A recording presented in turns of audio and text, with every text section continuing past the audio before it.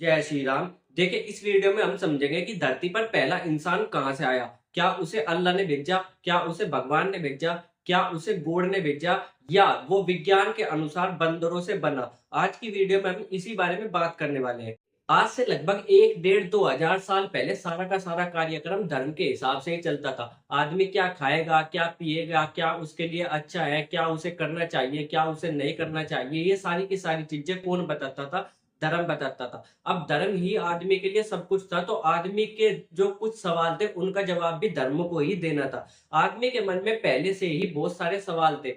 जैसे कि सवाल क्या क्या थे कि क्या भगवान है, क्या भगवान है, अगर भगवान है तो कौन से भगवान है, क्या श्री राम है, क्या श्री कृष्ण है, या अल्लाह है, या गॉड है। अगर भगवान है तो हमें कौन से भगवान की पूजा करनी चाहिए ताकि हम अच्छे से सुख शांति से जीवन व्यतीत कर सके और मरने के बाद भी हमारा उद्धार हो सके। अब इसका जवाब कौन देता था? सारे के सारे मौलवी पंडित अपने अपने हिसाब से देते थे। जैसे कोई पंडित है तो वो कहेगा श्री राम जी की पूजा करो तो आपको मोक्ष मिलेगा। वही मौलवी के पास जाओगे तो वो कहेगा अल्लाह की पूजा करो तो आपको मोक्ष मिलेगा। अगर आप किसी फादर के पास चले गए तो वो कहेगा गॉड की पूजा करो तो आपको मोक्ष मिलेगा। इस तरीके से आदमी क्या हुआ, उलझा उलझा रहने लगा और उसने अपने हिसाब से जिसके पास वो गया, जैसे पंडित के पास चला गया तो उसने भगवानों की पूजा शुरू कर दी, मौलवी के पास चला गया तो उसने अल्लाह की पूजा शुरू कर दी, और बाद में ये आपस में लड़ने भी लगे कि हाँ मेरा ही भगवान सही है और तुम जिसकी पूजा कर रहे हो वो गलत है, मेरे भगवान सही है, तुम्हें भी मेरे भगवान की ही पूजा करनी चाहिए।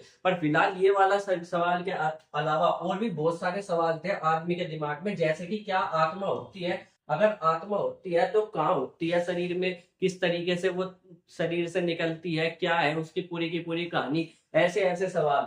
जैसे क्या अगला जन्म होगा, अगर अगला जन्म होगा तो मुझे अगले जन्म में क्या बनाया जाएगा, क्या मैं कुत्ता बनूंगा, क्या मैं गधा बनूंगा, क्या मैं घोड़ा बनूंगा, या अगले जन्म में क्या मैं एक इंसान बनूंगा। इस तरीके के सवाल आदमी के दिमाग में बहुत ज्यादा थे। उसमें से सबसे ज्यादा इंपॉर्टेंट सवाल जो आज का सवाल है वो है कि इंसान इस धरती पर कैसे आए और क्यों आए। सबसे जरूरी बात तो ये है कि अगर धरती पर इंसान है तो वह क्यों है, उनकी क्या जरूरत पड़ी। तो जब ये सवाल आदमियों के पास या मौलवियों के पास या पंडितों के पास पहुंचा तो उनके समझ में ये नहीं आ रहा था कि इसका जवाब दिया कैसे जाए। तो उन्होंने बहुत ही बच्चे वाला तरीका आजमाया इसके सवाल का जवाब देने का, ताकि बहुत आसानी से हर व्यक्ति को ये समझ में आ सके। उन्होंने क्या कहा, देखो भाई ज्यादा कुछ नहीं था। एक आदमी था, एक औरत थी। एक आदमी, एक औरत थी, जिसको किसने बनाया? भगवान ने बनाया, और इन दोनों को भगवान ने बना करके धरती पर भेज दिया। अब ये आए धरती पर तो इन्होंने कोई संतान पैदा करी, मान लो 5 संतान हुई। फिर इन 5 से और ज्यादा संतान हुई, मान लो 10 हो गई।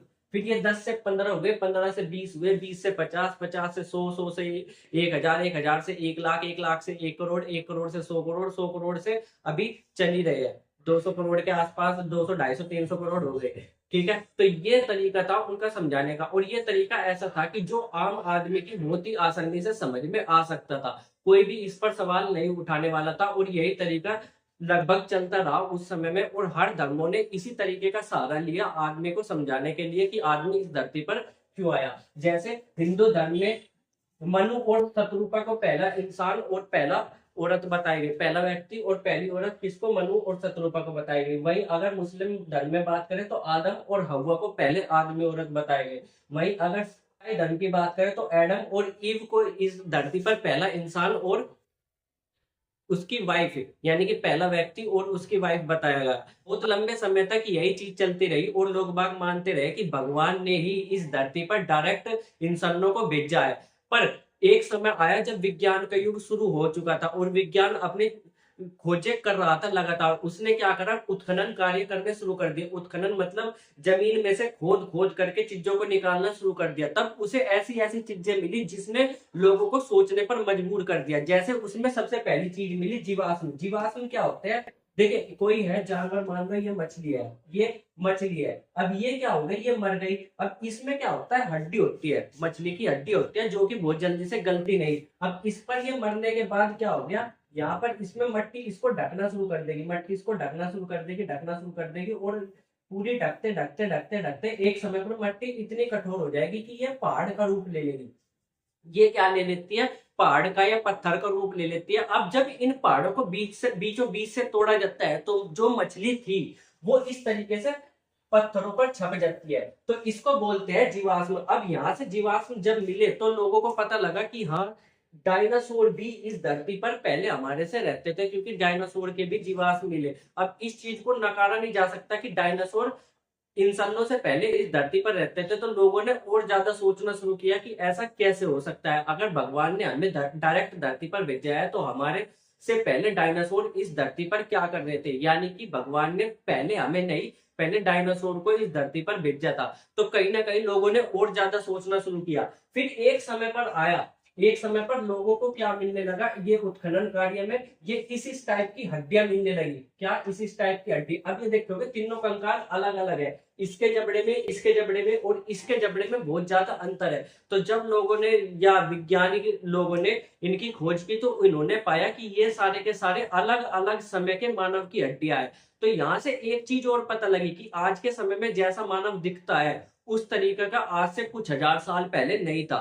फिर एक उस कई हजार साल पहले उस तरीके का नहीं था, फिर उससे कई हजार साल पहले उस तरीके का मानव नहीं था। तो यानी कि यहाँ से विज्ञान ने निष्कर्ष निकलना कि मानव क्या हो रहा है, इन्वॉल्व हो रहा है, यानी कि वो अपने आप को लगातार बदल रहा है, अपने आप को लगातार बदलता जा रहा है। फिर उसने सोचा कि अगर मानव आज के जैसा नहीं था तो मानव पुराने समय में कैसा था। फिर उसने बहुत सारी खोजें की और ये निष्कर्ष निकाला कि आज के समय में इंसान जैसा है वो क्या हुआ है, जैसे ये इंसान है तो ये पहले बंदरों जैसा हुआ करता था। तो इंसान, आज का इंसान पुराने समय के बंदरों जैसा बना। तो इस पर बहुत सारे वाद विवाद होने शुरू हो गए कि ऐसा कैसे बना। तो इसको विज्ञान को समझाने की एक अलग ही थ्योरी है, आइए समझते हैं उसके बारे में।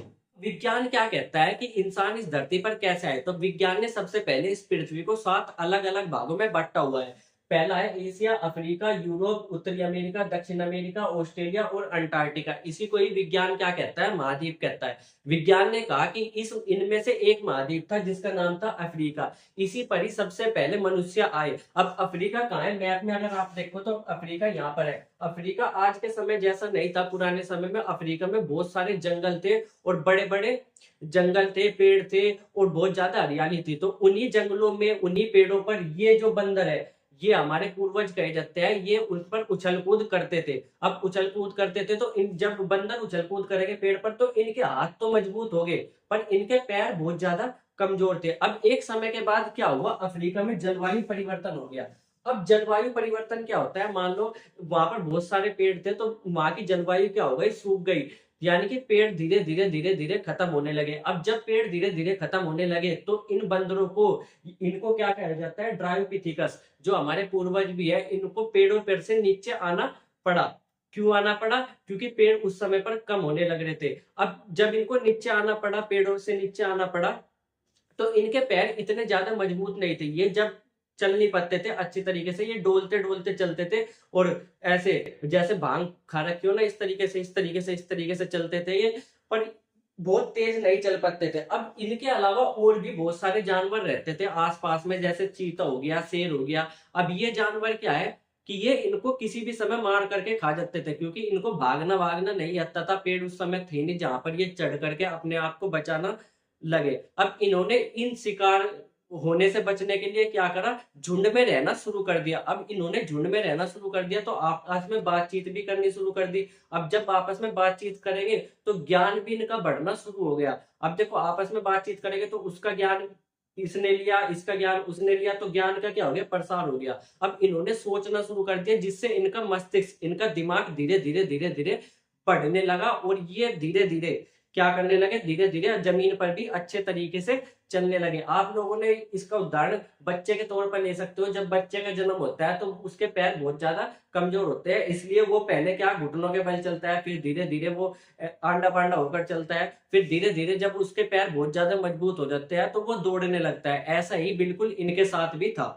ये बंदर जब समाज में रहने लगे थे तो इनमें धीरे धीरे बदलाव हुआ और इनका दिमाग धीरे धीरे बढ़ने लगा। अब ये धीरे धीरे सोचने लगे और परिस्थिति के अनुसार अपने आप को ढालने लगे। अब ये ढालते ढालते ढालते ढालते क्या हुआ, इनका दिमाग क्या होने लगा, बड़ा होने लगा और बड़ा और बड़ा और बड़ा और बड़ा होने लगा। तो इस तरीके से ये बंदर से सबसे पहले क्या बने, ऑस्ट्रेलियोपिथेकस बने, फिर होमो हेबिल्स बने इस तरीके के, फिर होमो इरेक्टस बने इस तरीके के, फिर होमोसेपियंस बने इस तरीके के, और जो आज के समय में आप देखते हो वो है होमोसेपियंस सेपियंस, यानी कि आज के जो मनुष्य है, आज के मानवों को क्या कहा जाता है, होमोसेपियंस सेपियंस। तो इस तरीके से विज्ञान क्या बताता है, आदमी की उत्पत्ति बताता है। अब यहाँ पर क्या होता है, धर्म वाले भड़क जाते हैं, वो कहते हैं हमारे पूर्वज बंदर हो ही नहीं सकते, हम मानते ही नहीं, हम मान ही नहीं सकते हमारे पूर्वज बंदर है, हमें तो डायरेक्ट भगवान ने या अल्लाह ने इस पृथ्वी पर डायरेक्ट भेजा है, इसी रूप में भेजा है। अब तुम्हारे पूर्वज बंदर हो गए तो बंदर हो गए, हम नहीं है। तो इस पर धर्म और विज्ञान आपस में लड़ते रहते हैं। साथ में धर्म वाले एक सवाल और ज्यादा पूछते हैं, अगर हमारे पूर्वज बंदर थे